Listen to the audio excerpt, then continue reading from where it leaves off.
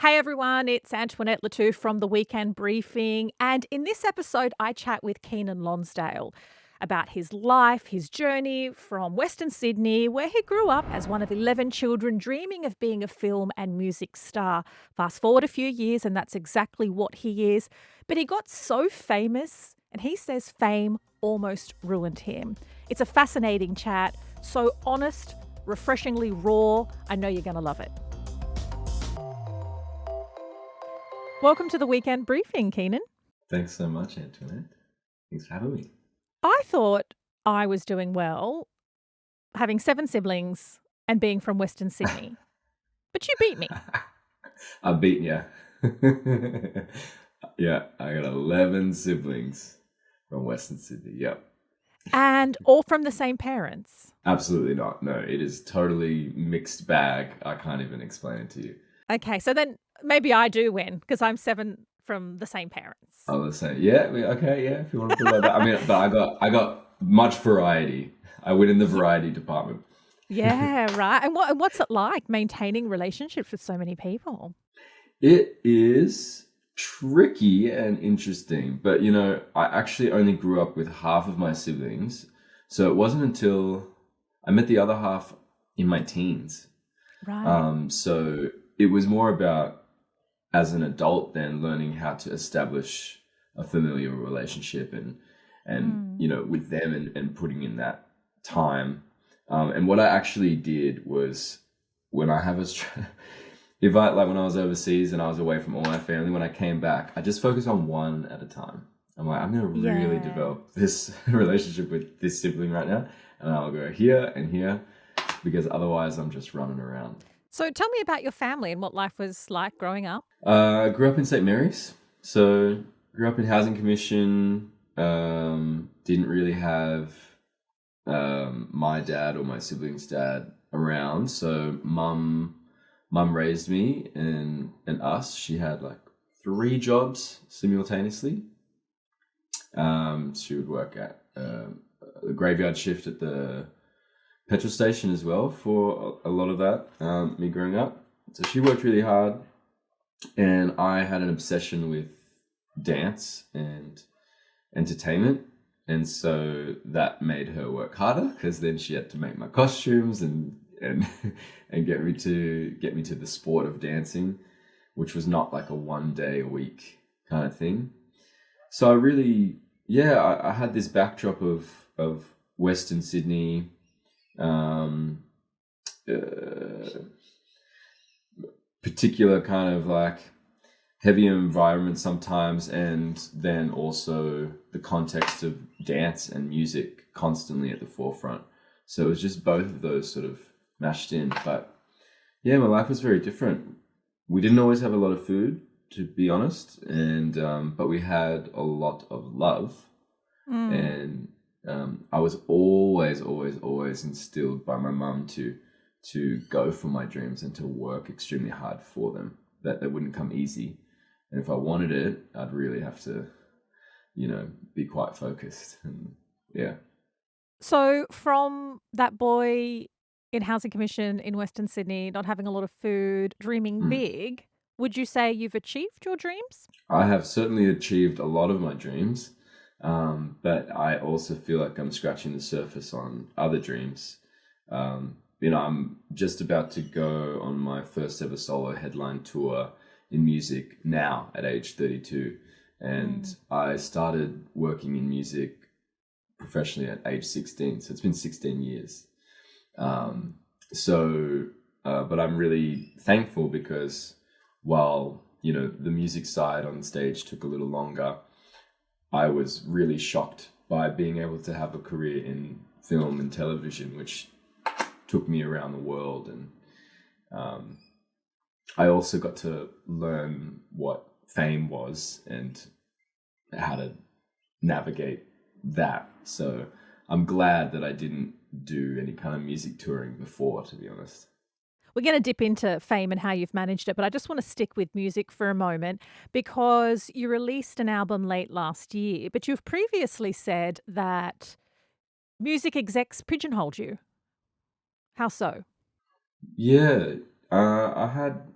and had an interesting time in music. The ones that I'll say is particularly when I got to America, because I think trying to make R&B here, which is what I love, there wasn't seemingly the market for it, and Australia still struggles to support their R&B artists and recognize them as Australian. But overseas in America, you know, I was pressured to basically make sure that I'm as black as possible, American black, and that I couldn't make pop music, or my sound was too white on one side and too black for white people. So they, at some point, some A&Rs had me recording songs that were simply not me, and I had to take a while to be able to stand for myself, which is important as a music artist, to say, I'm not really, first of all, I'm not from this country, but I get to grow and learn in this country. You don't really get to define what black is for me, or what, being a guy is for me. It's all going to be very different. But I found that extremely intimidating in the beginning, to play this overly masculine kind of dude who wasn't me. And it's interesting because I guess you had to juggle. You're not African American, but in terms No, of your blackness, you're not Indigenous Australian. You're no. Australian of mixed race, and trying to. Yeah, I'm African Australian. Yeah, so you're an African Australian, but not an African Yeah. American and not an Indigenous Australian. Mm. And it's almost like, which box do we put you in? Yeah, for sure. Because I can, like, people can put a bunch of labels onto you, but I find I'm sure you're the same. Like, you can find strength and resilience when you realize you don't have to be in that box, and then you start to go, oh, actually, that's part of what defines me. If anything Yeah. does, is that I take those sort of obstacles and tests, and see them as an opportunity for growth and telling a different story. Mm. You have found enormous success on screen. What has been your most enjoyable experience? It's certainly the most relevant, and I mean this from the bottom of my heart, but without a doubt, filming Swift Street, which is out today, can't believe it, was my most enjoyable experience on set. And so it's a urban heist escapade through inner city Melbourne. It's a crime family drama. What can you tell me about your character? Yeah, I play the character named Tom Marby. I've never played anyone like him before. He's a boxer, so I had to learn how to get comfortable fighting, and I loved that training. He's also homeless when we meet him. He's just come out of jail, so his main motivation, aside from survival for himself, is to help somehow make enough money to provide a real chance at a better life for his younger brother. So his younger brother is his main motivation. That's kind of all he's got, really, in terms of family. And he knows himself that he's not been the best example. He's just doing what he can. Some choices are questionable along the way, as most of the characters are. But he's doing what he can to do what he feels is right. Another project which is quite important and a bit of a seminal moment in teen romance was Love, Simon, the feature film Love, Simon. It's about the closeted gay teenage boy who's forced to balance his friends and family, and there's a blackmailer threatened to out him. Looking back at it now, do you see how significant that was in terms of representation of queer relationships in a mainstream film? 1,000%. I mean, it was an absolute disruptor in mainstream media. The timing of the film with where we were at culturally, I don't know, it was some kind of magic. And I remember when I first saw the final cut of the film, we did a small screening. I remember just watching and realizing like that this was going to change the world in a way. And it absolutely did, which I think was definitely their intention, but you never know how it's all going to come together. And I just thought this is kind of like the perfect movie. It has touches of so many elements that we love to see in film, and the effect and the impact was just out of this world. Like, I will never be able to explain the amount of love that I witnessed in people, and their words that they shared with me of all ages and genders and from all races, and whether online and in person. And it also changed my life at the same time. So I really understood. And I think in terms of representation in the entertainment industry, we have really gone leaps and bounds ahead. It's been an enormous shift. And of course, while that's not necessarily happening everywhere, those vibrations they're moving, and there's no doubt about that. You said it changed your life. How? I myself was still very much in the closet while I was even filming the movie.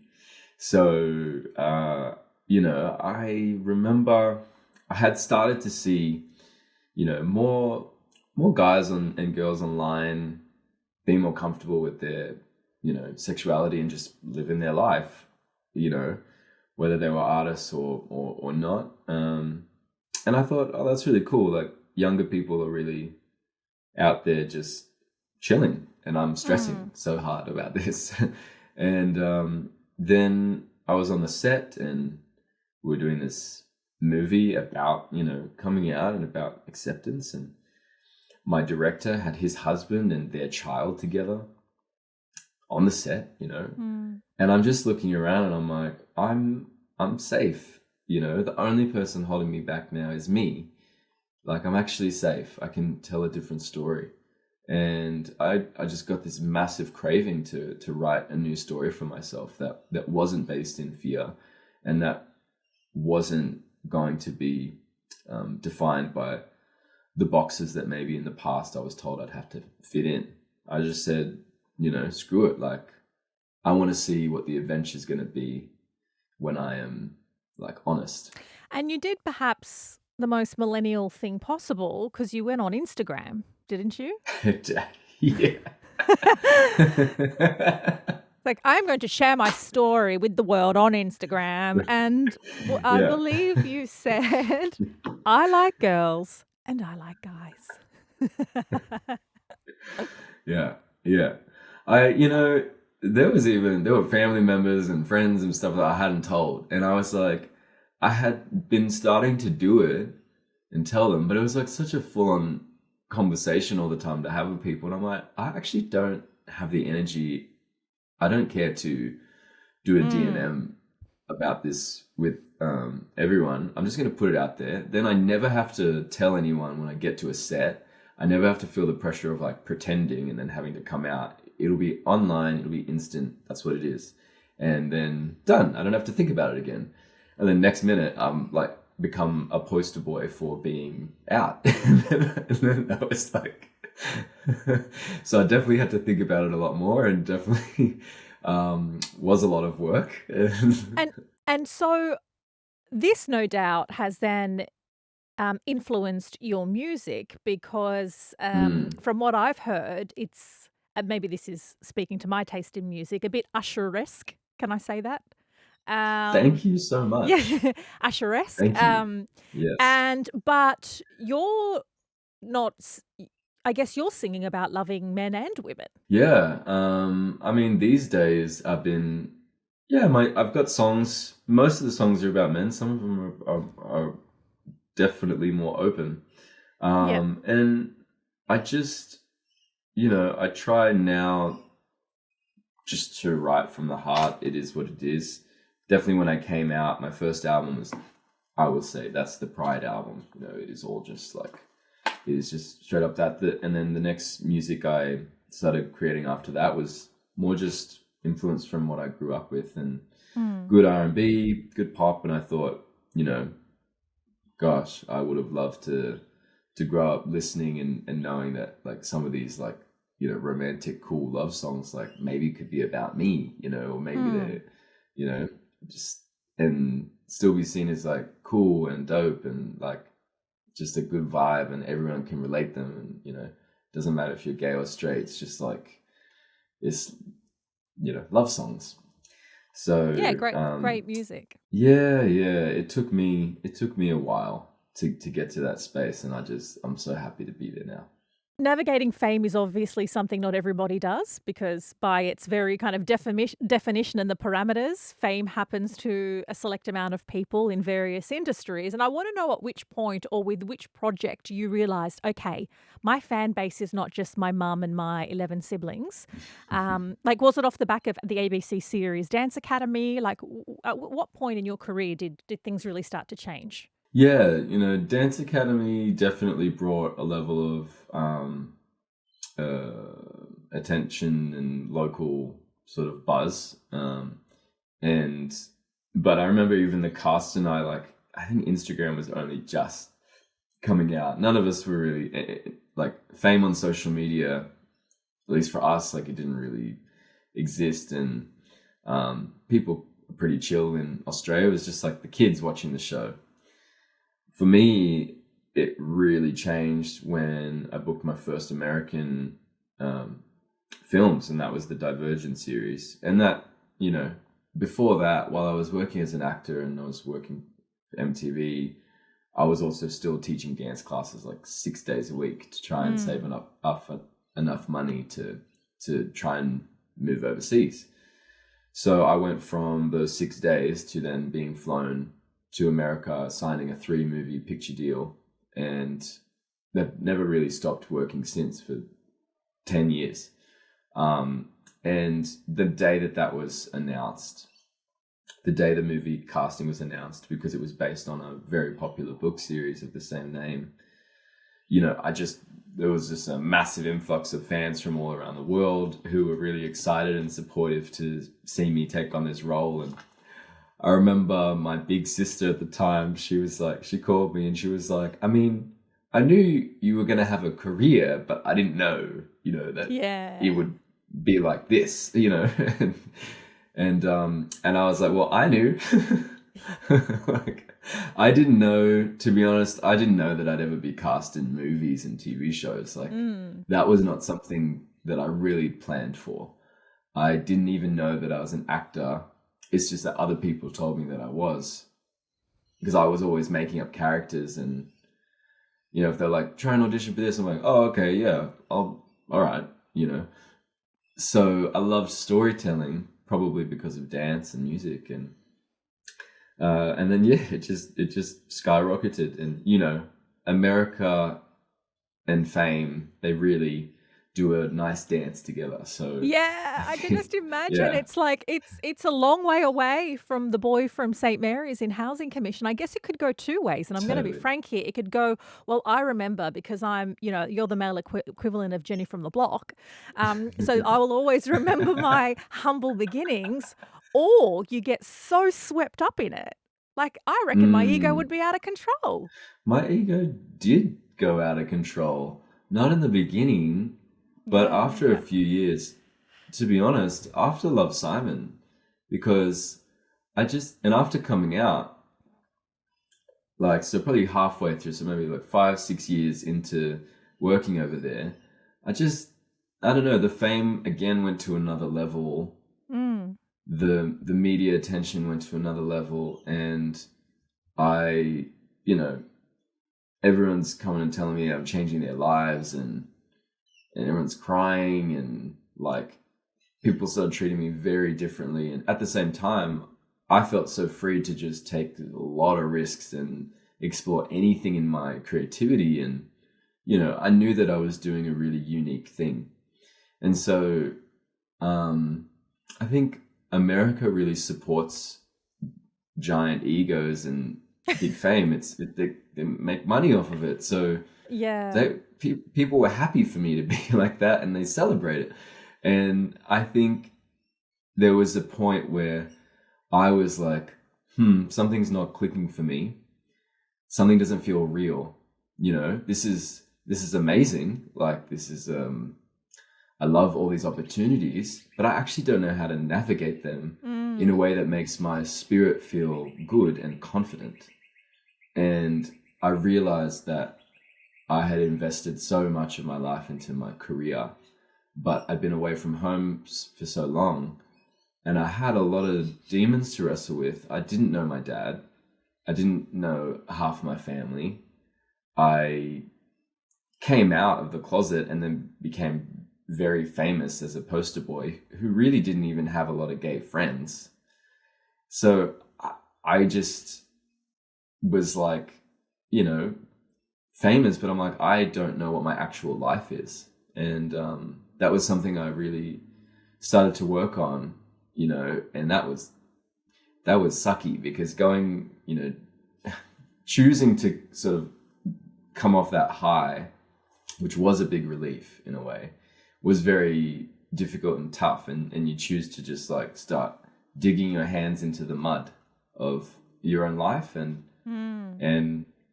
wrestle with, why did I want to be famous as a kid? And everything was about survival, and I just wanted to get my mum a house, and I wanted to eat. And so suddenly things were very different. And to be honest, at the time in America, no one had any idea I was from St. Mary's. They didn't know I struggled growing up with, finances and food. And to be honest, I wanted people to know. I wanted people to know who I was, truly where I came from, because that's how you can also help inspire. And I needed to know for myself and to never forget, so that I can survive in this industry and also thrive for a long time. So if you were to give any tips, so let's just say I'm going to be massively famous one day, but I want to keep my ego in check. What did you learn from your journey? What grounded you, or what helped you find a medium where you can be an artistic superstar, but still feel good on the inside? Mm.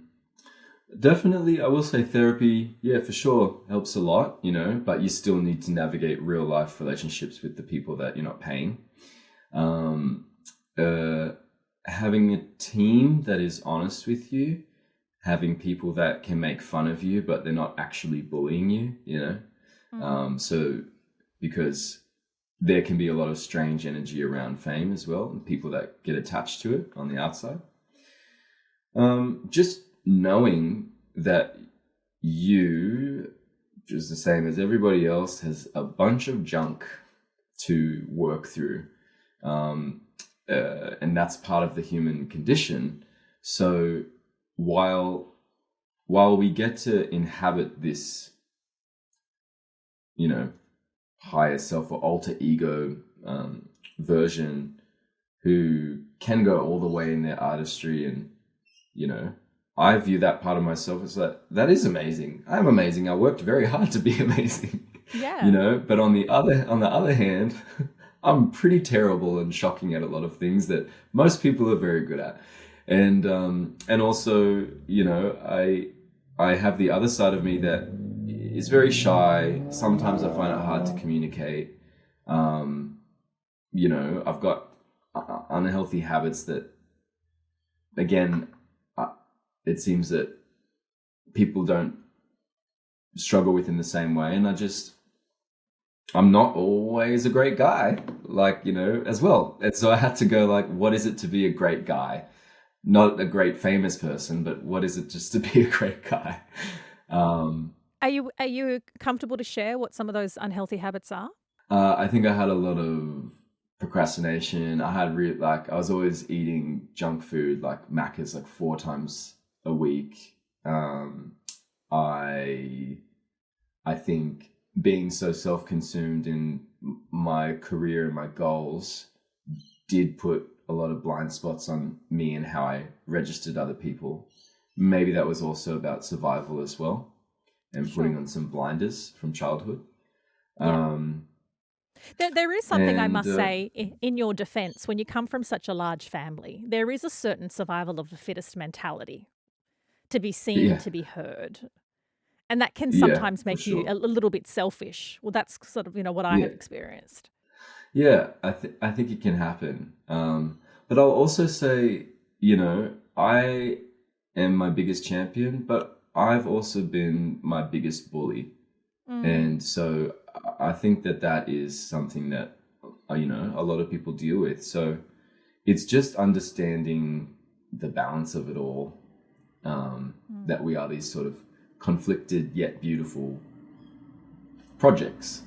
And I try to sort of treat myself in life like that. Yeah, I love that. Beautiful and conflicted, work in progress. Exactly. Well, I think that's a wonderful place to leave it. It's been amazing chatting with you. Yeah, you too. I love these questions. That is it for this episode of the Weekend Briefing. It's a place where we have the opportunity to get to know the interesting and influential people behind the headlines. We want to hear from you. Make sure you leave a comment below, like and subscribe. Catch you next week.